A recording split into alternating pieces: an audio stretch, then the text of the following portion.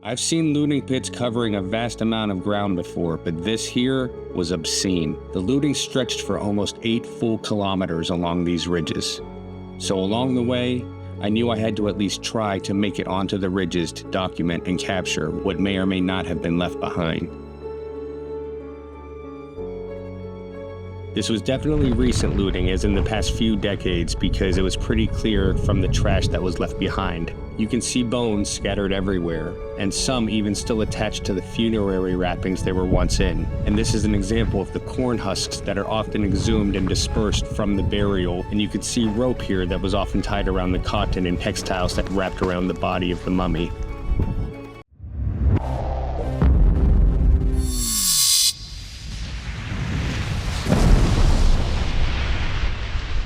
I saw these structures on a valley ridge in the desert in southern Peru, and I knew I had to check them out. But there was more. Looting pits. Miles of looting pits.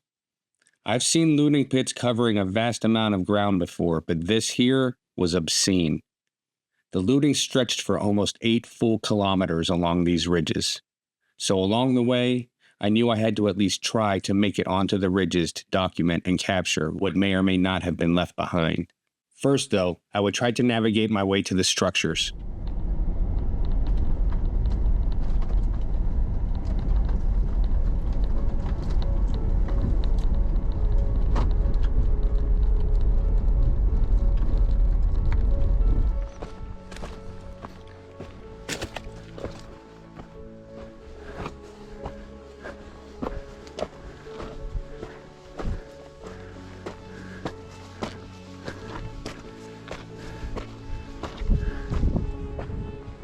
I was approaching the ridge along the path here. And along the way, you can see that there were some looting pits here, tucked in between this little valley.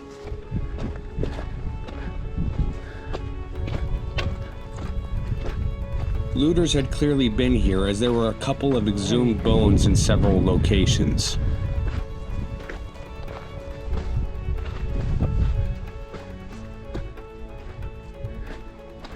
I continued trying to make my way to the ridge.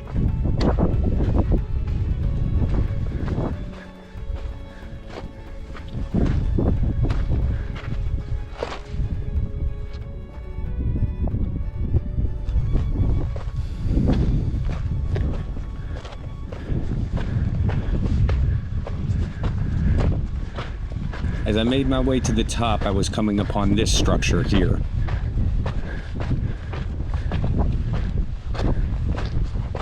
What was left of these structures were crumbled stones. They didn't appear to be tombs to me, or I feel like I would have been seeing many more bones and pieces of artifacts than I currently was.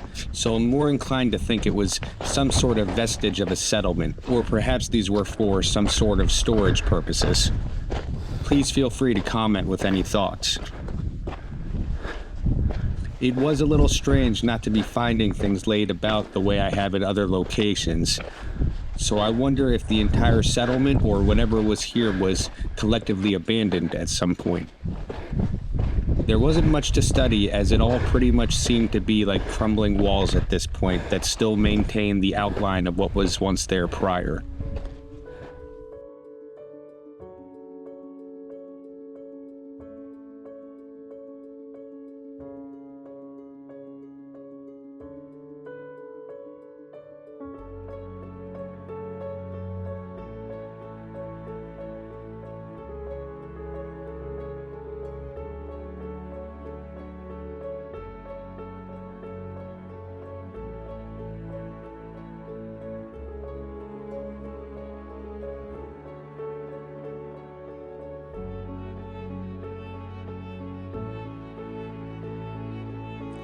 Looting of historical sites, of course, began during the Spanish conquest out of the search for artifacts and metals of precious value.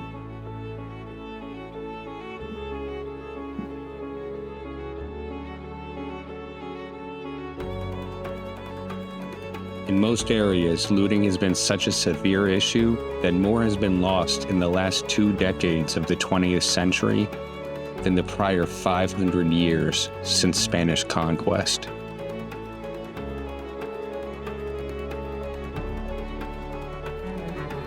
You can see the landscape. It's obliterated with pochmarks.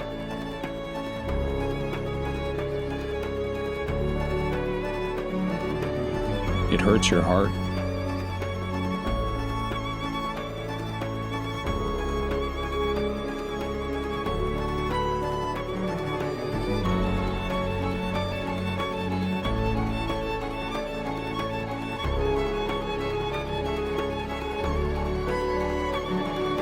This goes on for miles.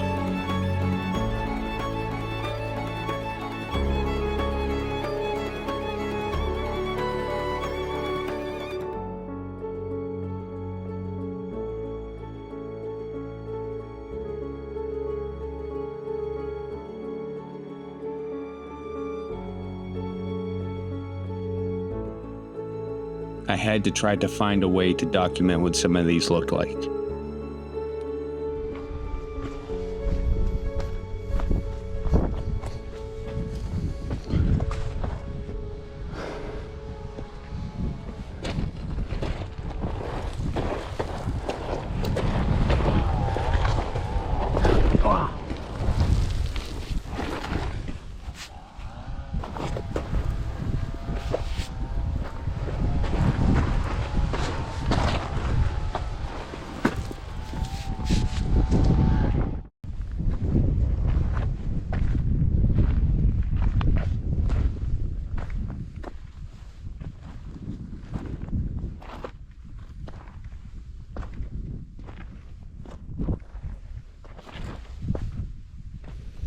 You can see bones scattered everywhere, and some even still attached to the funerary wrappings they were once in.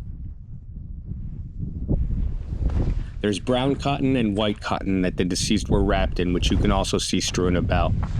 Often the deceased were buried with food and other items for their transition to the next plane, and this is an example of the corn husks that are often exhumed and dispersed from the burial in search of valuables. It's possible that some of these burials contained additional skulls besides just the one interred individual, and that's because the Nazca kept trophy heads from vanquished enemies, as it was believed that in death the spirit of the enemy was actually bound to serve them. These here were clearly put on display by the looters that had been here before. And you can see rope here that was often tied around the cotton and textiles that wrapped around the body of the mummy.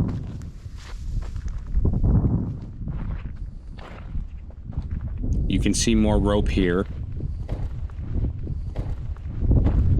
This was definitely recent looting, as in the past few decades, because it was pretty clear from the trash that was left behind, things like soda bottles and cans of food.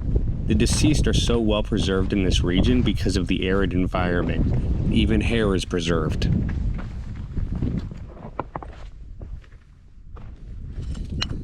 There were beautiful fragments of pottery throughout the site, and the iconography suggested the Nazca culture to me. I have seen several skulls with indications of trepanation, which was an early example of surgery to the brain thousands of years ago. It is assumingly based on the belief that drilling a hole into the brain would allow the evil spirits a way out for the afflicted individual.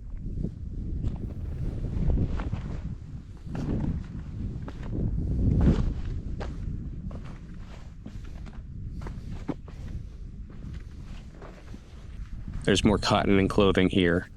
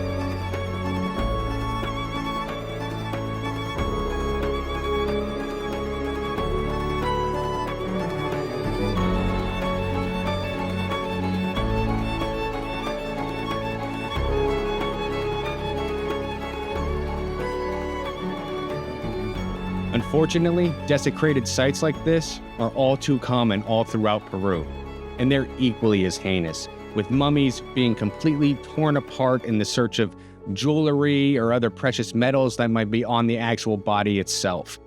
And while there have been major pushes by the government on both local and international levels to stop the illegal exportation of any artifacts that might come from sacred locations, it's still just a fraction of the problem, which makes documenting these sites all the more important in my book. And one of the best blessings of this channel so far has been beginning to establish the contacts and connections necessary to help further investigate, document, research, protect, and preserve these ancient locations. They truly deserve so much more than just me, my phone, and my GoPro.